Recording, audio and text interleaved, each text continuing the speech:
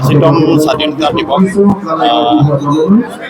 ভাৰত ৰাষ্ট্ৰৰ যি স্বাধীন এই স্বাধীনতা দিৱস 15 আগষ্টত আমি ভেৰগাঁও চিভিল সাব ডিভিজনৰ উদ্যোগত উলহ মালহেৰে উদযাপন কৰা হৈছে। খুব ভাল কাৰ্যসূচী আমাৰ ইতিমধ্যে চলি গ'ল। আমি জাতিৰ পিতা মহাত্মা গান্ধীৰ তেখেতৰ প্ৰতিমূৰ্তিত মাল্যাৰ্পণ কৰাৰ লগতে ইয়াতে স্থাপন কৰা আমাৰ বৰষা উপেন্দ্ৰনাথ ব্ৰহ্মৰ প্ৰতিমূৰ্তিটো আমি মাল্যাৰ্পণ কৰিছোঁ। তাৰপিছতে আমি জাতীয় পতাকা উত্তোলন কাৰ্যসূচী আছে। আজিৰ জাতীয় পতাকা উত্তোলনৰ মুখ্য অতিথি আছিল আমাৰ BTC EM লমছৰ ডিমাৰী। প্ৰথমবাৰৰ বাবে আমি এইবাৰ BTC চৰকাৰৰ EM সকলে পতাকা উত্তোলন কৰিবৰ কাৰণে বিভিন্ন জিলা হেডকোৱাৰ্টাৰ, বিভিন্ন সাব ডিভিজন হেডকোৱাৰ্টাৰবিলাকত সুযোগ প্ৰদান কৰা হৈছে। কাৰণ বৰ্তমান BTC চৰকাৰৰ যি এটা ক্ষমতা, এই ক্ষমতাত EM সকলৰ ৰাজ্যিক পৰ্যায়ৰ মন্ত্ৰীৰ মৰ্যাদা আছে। গতিকে পতাকা উত্তোলন কৰিবৰ কাৰণে এটা সুযোগ প্ৰদান কৰিব এটা সুবিধা আছে আৰু সেই সুবিধাটো লৈ পেলাই আজি BTC অঞ্চলত EM সকলৰ এনেকুৱা মানে হেডকোৱাৰ্টাৰবিলাকত, সাব ডিভিজন হেডকোৱাৰ্টাৰ, ডিষ্ট্ৰিক্ট হেডকোৱাৰ্টাৰবিলাকত পতাকা উত্তোলন কৰিবৰ কাৰণে আজি সুযোগ পাইছে।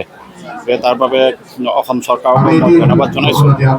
BTC প্ৰশাসনৰ মুৰব্বী, আমাৰ BTC চৰকাৰৰ মুৰব্বী হাগ্ৰামা মহিলাৰকো ধন্যবাদ জনাইছোঁ। আৰু বিশেষকৈ এইখন আমি ভেৰগাঁও সাব ডিভিজন এলেকাধীন আৰু মোৰ 45 নং ভেৰগাঁও সমষ্টি বিধানসভা সমষ্টিৰ অন্তৰ্গত এইখন সাব ডিভিজনত আজি এই অনুষ্ঠানত অংশগ্ৰহণ কৰিব পাই ধন্য মানিছোঁ আৰু যথেষ্টখিনি সুখ পাইছোঁ, যথেষ্টখিনি আনন্দ পাইছোঁ। ইয়াৰ অঞ্চলৰ সকলো ৰাইজে খুব উৎসাহ উদ্দীপনাৰে অংশগ্ৰহণ কৰিছে।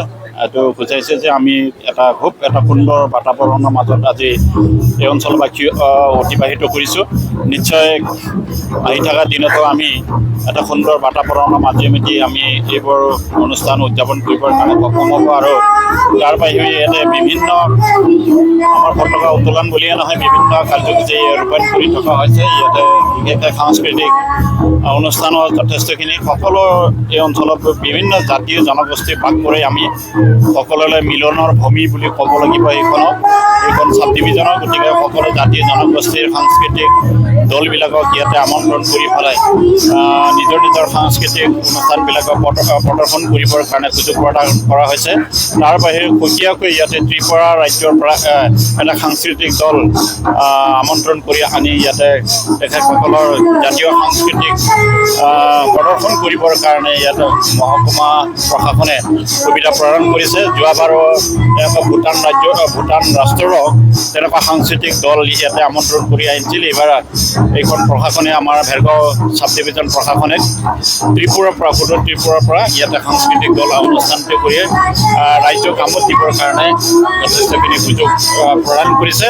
তাৰ বাবে প্ৰশাসনক, ভেৰগাঁও সাব ডিভিজনৰ প্ৰশাসনৰ মুৰব্বীকে আদি কৰি সকলোকে মই ধন্যবাদ জ্ঞাপন কৰিছোঁ। আৰু মই ভাবোঁ নিশ্চয় আহি থকা দিনতো খুব ৰাইজৰ যি অংশগ্ৰহণ খুব সন্তুষ্টজনক। আৰু আহি থকা দিনতো তেনেকুৱা অনুষ্ঠানৰ যোগেদি আমি আমাৰ এইবোৰ উৎসৱৰ যোগেদি আমি আমাৰ ভাতৃত্ববোধ, আমাৰ সকলোৰ মাজত মিলা প্ৰীতি আমি বজাই ৰাখিব পাৰিম। আৰু আহি থকা দিনত আমি চৰকাৰী যিবোৰ কাৰ্যসূচী লৈ পেলাই আমি কাম কৰিবলৈ ওলাইছোঁ, সেইখিনি সফল ৰূপায়ণ কৰাৰ আমি ৰাইজক এটা আজিৰ এইখন অনুষ্ঠানৰ যোগেদি মেছেজ এটা দিবৰ কাৰণে সক্ষম হৈছে। নিশ্চয় আহি থকা দিনতো তেনেকুৱা মেছেজ ল'বৰ কাৰণে ৰাইজে সকলোৱে পৰ্যায়ত অংশগ্ৰহণ কৰিব, মই এইটো আশা কৰিছোঁ।